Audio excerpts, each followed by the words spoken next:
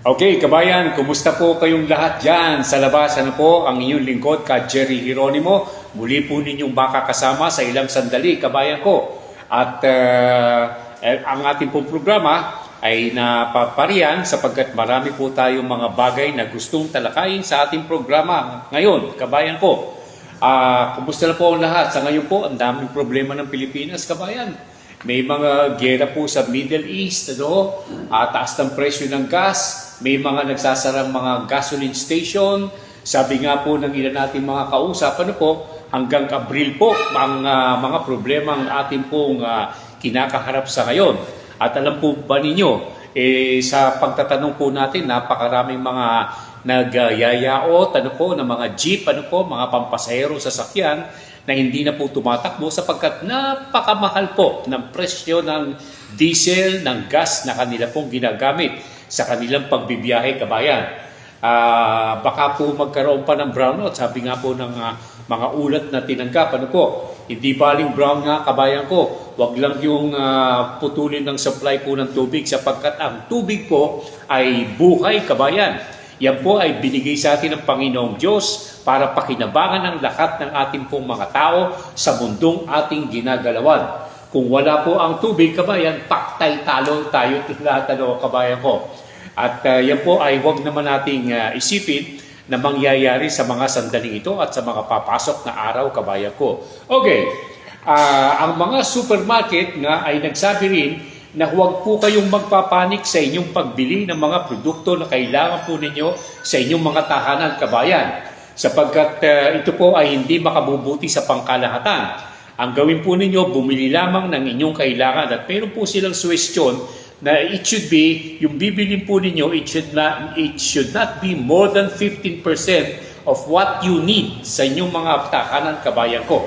At yan po ay isang bagay na tama po na pakiusap ng mga kinaukulan sa mga kababayan po natin. May tendency po kasi na mag-panic buying kapag ito po ay nagkukulang sa mga pamilihan, kabayan.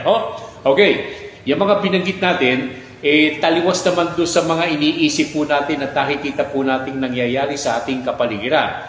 Okay, pag-usapan naman natin ito. Sa mga panahong ito, kailangan po natin, na makita yung mga ilang sektor ng mga kababayan po natin na pwedeng makatulong sa mga kagaya po natin at sa mga mahihirap at lalong mahirap na mga kababayan po natin sa ating pong ginagalawang mga pamayanan. Sabi nga po, kabayan ko, marami tayong mga bilyonaryo na nag-a-announce na sila po ay kumita ng malaki sa pagmimina, sa pagninegosyo, sa mga bagay na ipinagbibili at sa pagpapaupa ng mga tahanan, ng mga bahay, ng mga kondominium, kabayan ko. At sinabi po nila, ang mga bilyonaryong ito ay hindi po nalulugi, kundi lumalaki pa ang kanilang makita. Pakiusap po natin sa mga kinaukulan, kabayan. Kasi nakalulungkot kapag nabasa po natin na ang ating pong mga bilyonaryo, ang ating pong mga mayayaman at may kakayahan sa buhay, kabayan, ay nagsasaya, masaya po sila sapagkat sila po ay kumikita ng limpak-limpak na salapi. Samantalang ang ating pong mas nakalalaking bilang ng mga kababayan po natin ay naghihirap. Marami pong trabaho ang nawala sa kamay ng ating pong mga kababayan po natin nawala ng hanap buhay sa mga nagdaang araw. At sabi nga po nila ay kinakailangan ito po ay magkaroon ng kasagutan. Ang ating pong pakiusap sa mga mayayaman po natin, sa mga bilyonaryo, sa mga milyonaryo na nakaupo lamang at kumikita po ng napakalaki, sana wag na po ninyong i-anunsyo na kayo po ay kumikita ng maganda. At kung hindi rin tayo makatutulong sa mga mahihirap, ay tahimik na lamang po tayo. Pakiusap lang naman po. Hindi naman tayo ay namimitas.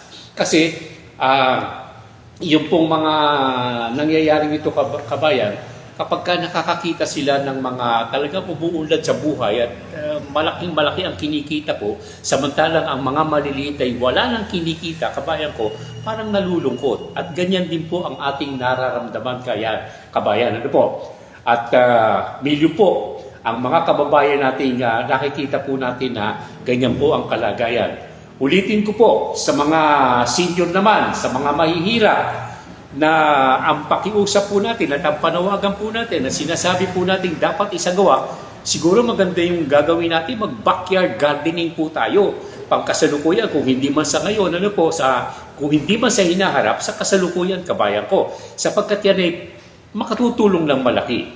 Kung meron tayong mapagtatamnan ng iba't ibang mga produkto, ng mga gulay, ng mga kakanin, kagaya po ng kamote, kabayan ko, yan po ay very rich sa mga sustansya, sa mga bagay na kailangan po ng ating kalusugan. Sapagkat yan ay, ang kamote po, lifesaver. Noong mga nakaraang giyera po, hanggang sa kasalukuyan, pwedeng ito po ay makapagbigay sa inyo ng buhay, at mapalakas ang inyong katawan habang tayo po ay nasa ganitong klaseng panahon na kinakaharap po natin, kabayan.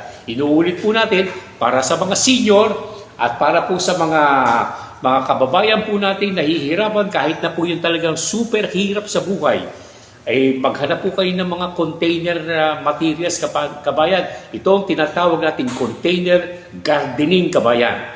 At siguro, makatutulong. Yan po naman payong kapatid mula po sa isang senior na kagaya po ng inyong lingkod, ka Jerry Geronimo, kabayan. Okay? Hanggang sa muli, kabayan ko, ang inyong lingkod nagsasabing, mabuhay po kayo at God bless the Filipino nation, kabayan.